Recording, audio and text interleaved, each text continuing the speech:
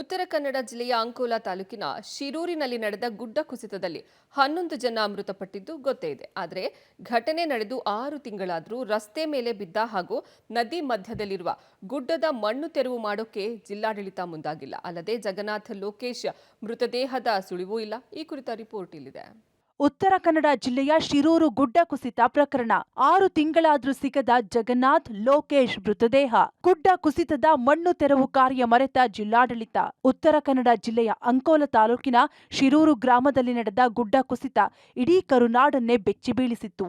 ರಾಷ್ಟ್ರೀಯ ಹೆದ್ದಾರಿ 66ರ ಅಗಲೀಕರಣ ಮಾಡುತ್ತಿರುವ ಐಆರ್ಬಿ ಕಂಪನಿಯ ಅವೈಜ್ಞಾನಿಕ ಕಾಮಗಾರಿಯಿಂದ ಗುಡ್ಡ ಕುಸಿದು 11 ಜನ ಸಾವನ್ನಪ್ಪಿದ್ರು. ಇನ್ನು ಘಟನೆ ನಡೆದು 6 ತಿಂಗಳೇ ಕಳೆದಿದ್ರೂ ಗುಡ್ಡದ ಮಣ್ಣು ತೆರವು ಮಾಡುವ ಕಾರ್ಯ ಮಾತ್ರ ಯಾರೂ ಮಾಡುತ್ತಿಲ್ಲ. ಹೆದ್ದಾರಿಯ ಒಂದು ರಸ್ತೆಯಲ್ಲಿದ್ದ ಮಣ್ಣನ್ನ ತೆಗೆದು ರಸ್ತೆ ಸಂಚಾರಕ್ಕೆ ಅನುವು ಮಾಡಿಕೊಟ್ಟಿದ್ದಾರೆ. ಆದರೆ ಇನ್ನೊಂದು ರಸ್ತೆಯಲ್ಲಿ ದೊಡ್ಡ ಪ್ರಮಾಣದಲ್ಲಿ ಮಣ್ಣು ಇದ್ರೂ ತೆರವು ಮಾಡಿಲ್ಲ.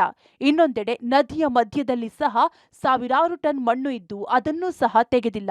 ಮುಂದಿನ ಮಳೆಗಾಲದ ಹೊತ್ತಿಗೆ ಮಣ್ಣನ್ನ ತೆಗೆಯದೇ ಇದ್ದಲ್ಲಿ ನದಿ ಸುತ್ತಮುತ್ತಲಿನ ಗ್ರಾಮಕ್ಕೆ ನೀರು ನುಗ್ಗಿ ಮತ್ತೆ ಸಮಸ್ಯೆ ಎದುರಾಗೋ ಸಾಧ್ಯತೆ ಇದೆ.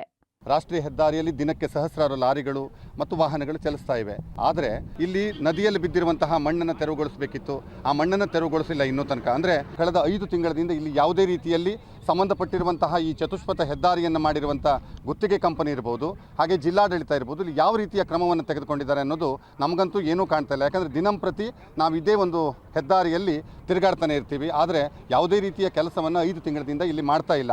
ಈ ಮಣ್ಣನ್ನು ತೆರವುಗೊಳಿಸದೇ ಇದ್ದರೆ 4 ತಿಂಗಳಲ್ಲಿ ಮಳೆಗಾಲ ಜೋರಾಗಿ ಶುರುವಾಗ್ತದೆ. ಆ ಸಂದರ್ಭದಲ್ಲಿ ಮೇಲಿನ ಭಾಗದ ಆ ಗುಡ್ಡದ ಮಣ್ಣು ರಸ್ತೆಯಲ್ಲಿ ಬೀಳೋದಂತೂ ಗ್ಯಾರಂಟಿ. ಮತ್ತೆ ಅನಾಹುತ ಖಂಡಿತ. ರಸ್ತೆಯನ್ನ ಸರಿಪಡಿಸುವ ಕಾರ್ಯಕ್ಕೆ ಜಿಲ್ಲಾಡಳಿತವಾಗಲಿ ಕಾಮಗಾರಿ ನಡೆಸುತ್ತಿರುವ ಐಆರ್ಬಿ ಕಂಪನಿಯಾಗಲಿ ಮುಂದಾಗಿಲ್ಲ.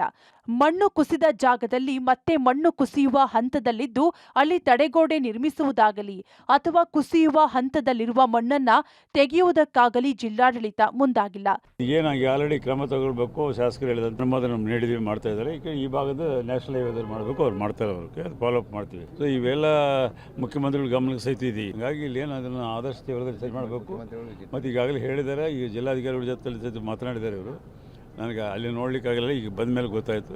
ಅದನ್ನು ಆದಷ್ಟು ತೀವ್ರವಾಗಿ ಅದನ್ನು ರಿಮೂವ್ ಮಾಡಬೇಕಂತ ಹೇಳ್ತಾರೆ. ಮುಂದೆ ಡ್ಯಾಮೇಜ್ ಆಗಬಾರ್ದು ಈ ರೀತಿಯಾಗಿ ಮಳೆ ಬಂದಾಗ ಅಂತೇಳಿ. ಸೊ ಆ ಕ್ರಮ ತೆಗೆದುಕೊಳ್ಳಿಕ್ಕೆ ಈಗಾಗಲೇ ಶಾಸಕರ ಒಂದು ಏನು ಸೂಚನೆ ಇದೆ ಅದ್ರ ಪ್ರಕಾರ ನಾವು ಮುಂದುವರಿತೀವಿ. ಇನ್ನು ಘಟನೆ ನಡೆದು 6 ತಿಂಗಳಾಗುತ್ತಾ ಬಂದರೂ ಜಗನ್ನಾಥ್ ಹಾಗೂ ಲೋಕೇಶ್ ಮೃತದೇಹವು ಸಿಕ್ಕಿಲ್ಲ. ಕೇರಳದ ಲಾರಿ ಸಿಗುವವರೆಗೂ ಕಾರ್ಯಾಚರಣೆ ನಡೆಸಿದ ಜಿಲ್ಲಾಡಳಿತ ನಂತರ ಈ ಬಗ್ಗೆ ತಲೆ ಕೆಡಿಸಿಕೊಂಡಿಲ್ಲ. ಒಟ್ಟಿನಲ್ಲಿ ಶಿರೂರಿನಲ್ಲಿ ಸದ್ಯ ಅಪಾಯಕ್ಕೆ ಆಹ್ವಾನ ಮಾಡುತ್ತಿರುವ ಮಣ್ಣನ್ನ ಜಿಲ್ಲಾಡಳಿತ ಮುಂದಿನ ಮಳೆಗಾಲಕ್ಕೂ ಮುನ್ನ ತೆರವು ಮಾಡುವ ಕಾರ್ಯಕ್ಕೆ ಮುಂದಾಗಬೇಕಿದೆ. Naveen Sagar, public TV, Karwar.